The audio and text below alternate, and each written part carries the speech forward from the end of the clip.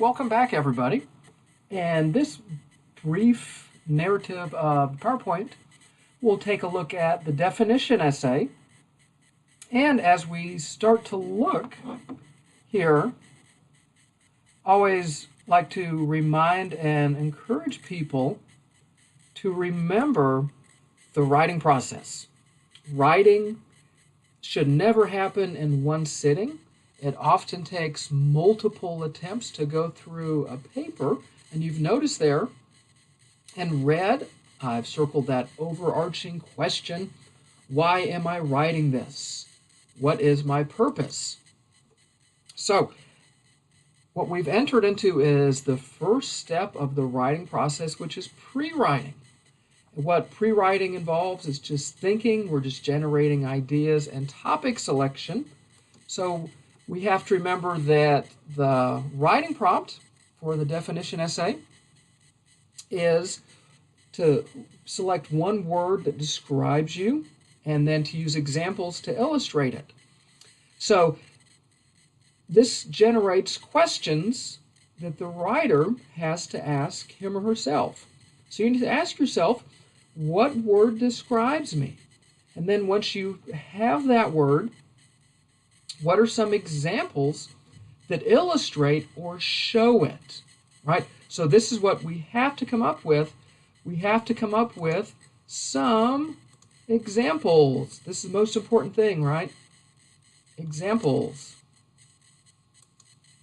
Then you want to do use some type of method, take notes, make an idea web, whatever, just to get your thoughts down. So now, taking a look at this next step, this is what my pre-writing looked like for the definition essay. And always remember that with pre-writing, no one's going to see this except for you. So if you look at this and you have trouble, understanding it or deciphering it, well, that's okay, because this pre-writing is mine. I understand this. Now, one thing to pay attention to here, what I did, and I encourage everyone to do this, just start with a single hour, a single block of time, close the door to whatever room you're in, remove all distractions, especially your cell phone, and set a timer. And, you're not allowed to get up, leave that room until that time has expired. So that's what I did. I set a timer for 1 hour and just sat down and started. So again, taking a look at these notes here, you just want to capture information, get things down. If you make a mistake, don't worry about it. That can be fixed later. So you'll notice there's scratch outs, there's, X's, squiggle marks. That's all okay. Now, to come up with content, a good pre-writing tool is the question, to ask yourself questions. Then you want to write down the answers. And then it's those answers that you'll take and start to work with as you go through and develop your paper. Then, eventually, you want to take a look at your notes and evaluate your pre-writing. Ask yourself something really important. Will this work? Now, if the answer is no, in other words, if you don't think that this idea is going to work, you need to scrap it and come up with something different early in the writing process. Too many people will take a bad idea and push it forward, hoping it's going to get better, and that it just doesn't work out that way.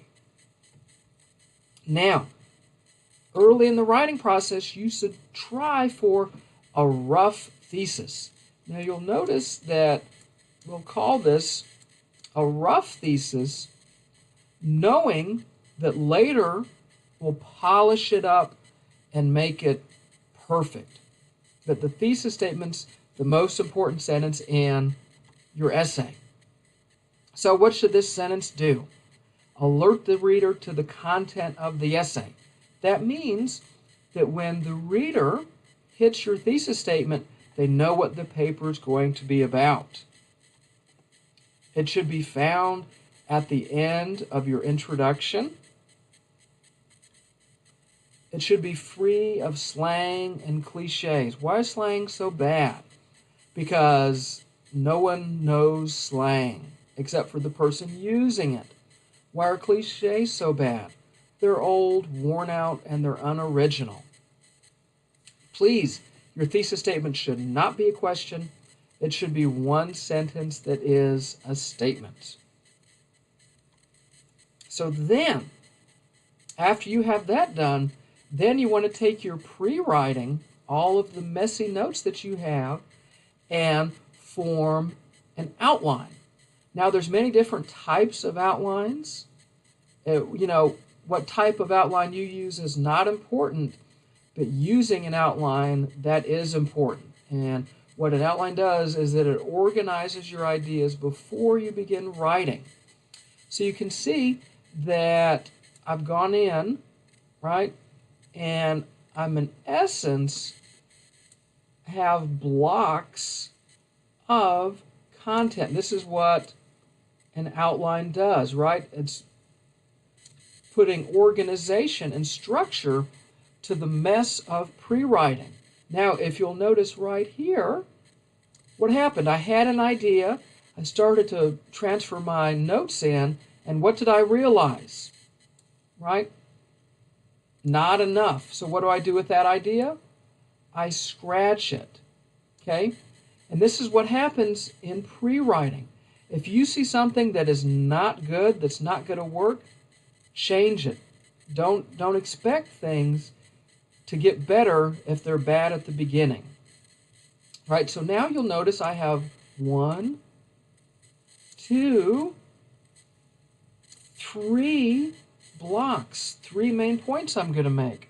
And if this is familiar, it should be, this is the rule of 3. We're just continuing to take that writing skill and continue to use it. So you want to have 3 main points, 3 blocks. So now we go in and we start that process of revising. Now you'll notice that what shape do we have here? We have a wheel, right?